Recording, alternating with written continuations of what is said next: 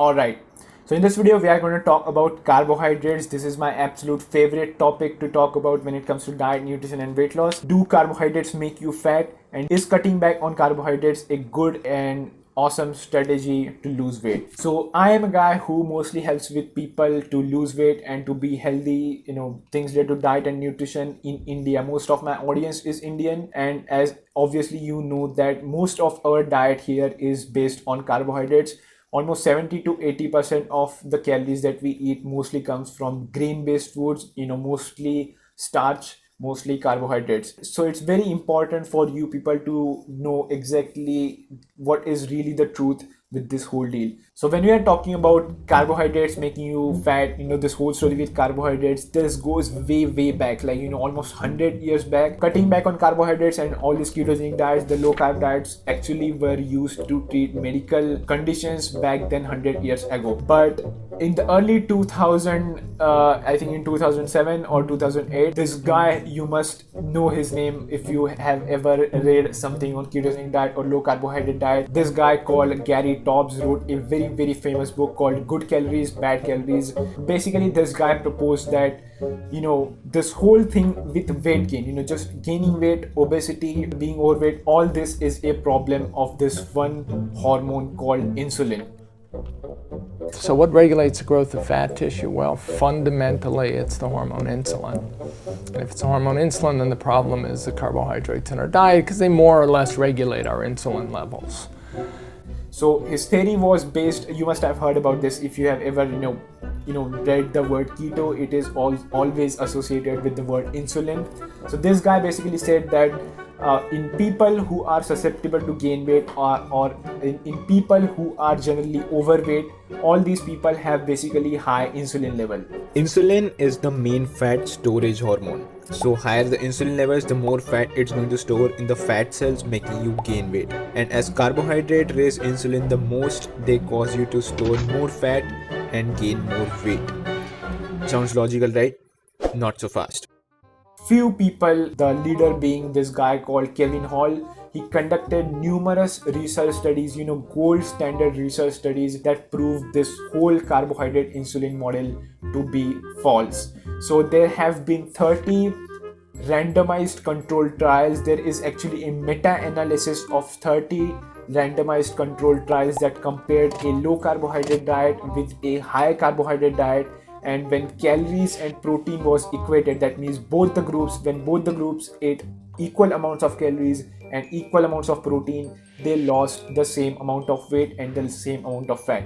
Besides these 30 studies, there have been numerous studies that prove that carbohydrates don't make you fat, period. I don't care who you are and who tells you what, it has been clearly proven by now that carbohydrates don't make you fat. Does not matter what kind of carbohydrates that are, whether be it straight away like the complex carbohydrate like sweet potatoes or fruits, or whether be it like literally table sugar. There is no fat, there is no inherent fattening property in any carbohydrate on this planet, period.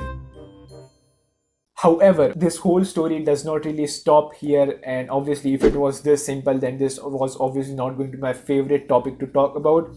So there is this thing with the ketogenic diet, and because of that it is really rising in popularity from the past 4 to 5 years. Everybody who's trying to lose weight is trying to go keto, is trying to cut back on carbs. And if something is not really working and something is is a fad diet, then it does not really rise in popularity this fast, and people don't really start jumping onto it this fast. There is obviously something to cutting back on carbohydrates. So this brings me to this thing that first I will explain you guys, and I will put forth my opinion on this whole deal. So if we were to look at this whole problem of weight gain from a really layman logical standpoint, really like it's okay if you don't understand any of the science with hormones and insulin and all that kind of stuff. If we just logically were to think about this whole thing, then we know that people get fat because people eat more calories than they burn. So if I were to get fat, if I were to gain weight, I would be obviously eating more than I am burning those calories. It's pretty obvious. But you see, nobody really wants to overeat. Nobody really wants to eat more calories than they burn. They naturally happen to overeat. They naturally happen to eat more calories than they burn. So why do some people overeat and gain weight, and why do some people just don't overeat and just never really gain weight? People overeat because people get more hungry. People overeat because people have a higher appetite for food. Those people, the people who overeat and gain weight. So when you have higher layers of hunger and higher layers of appetite for food, you eat more food. Because of that, you gain weight. So we can agree onto this, that higher layers of hunger and higher layers of appetite are the things that actually kind of drive this whole weight gain train. So if some diet or if something makes you more hungry and leads you to more appetite, then that thing is kind of fattening.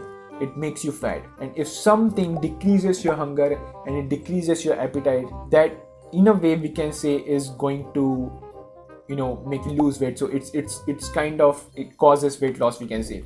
And this is the really magical, awesome thing about the ketogenic diet, and this is why it is rising in popularity. There have been numerous studies, like real studies showing that when you cut back on carbohydrates, when you cut back on some carbohydrates, people feel a lot less hungry and have a lot less appetite for other foods. When you cut back on some more carbohydrates, people feel even less hungry and have even less appetite for junk food, for sugary foods and things like that.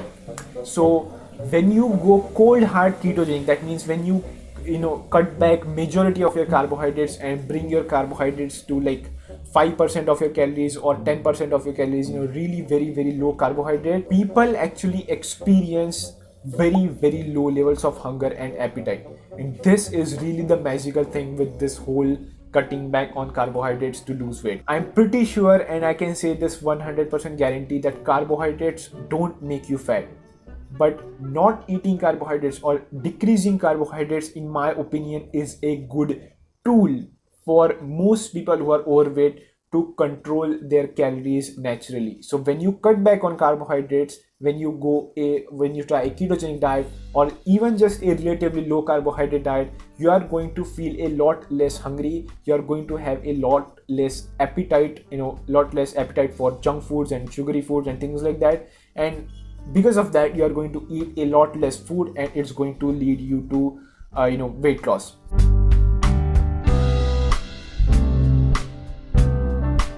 There is a problem with sustainability. Now, sustainability is a word that is really thrown around like crazy. Many people use, this diet is just not sustainable, or this approach is just not sustainable for me, as an excuse to just stay lazy and don't take action and don't be disciplined in this whole deal. But if we were to really, make sense of it as it should be, eating less carbohydrates is not really sustainable for you. That means cutting back on carbohydrates, at least eating relatively low carbohydrates. If this thing you cannot do it for your lifetime, or at least for very, very long time, then the ketogenic diet and cutting back on carbohydrates is not for you. And it is no problem. It is absolutely no problem. You can eat all the carbohydrates you want. And if you stick to whole foods and try to consciously control your calorie intake, if you can do that, you are going to lose weight and you are going to maintain it. It does not matter. For you people who can really cut back on carbohydrates and stay that way for all your life, I'm not saying to stick in the ketogenic diet for your lifetime, but just a relatively low carbohydrate diet, not eating like 10 or 12 rotis every day, not eating rice every day, sticking to relatively lower carbohydrate, a higher protein diet. If you can really make yourself do that just for a long enough time, because if you do it for an year or two, it's going to be no problem for you to extend that, because it's just a matter of forming right habits around food. So if you can do a lower carbohydrate diet, by all means do that, because it's a very awesome tool to naturally control for hunger, appetite, control for your food intake, control for your calories, to naturally eat in a calorie deficit and lose weight. So do what works for you. At the end of the day, that is the message at the end of every single video and every single advice that I will ever give in future. If you enjoyed this video and learned anything from this video, then make sure you hit the subscribe button down below. And if you have any video suggestions or any things related, any questions related to this topic or any other topic related to weight loss, diet, health, nutrition, longevity, anything like that, make sure you put that in the comment section down below. I'll try to answer it. And yes, that's pretty much it. I'll see you in the next video.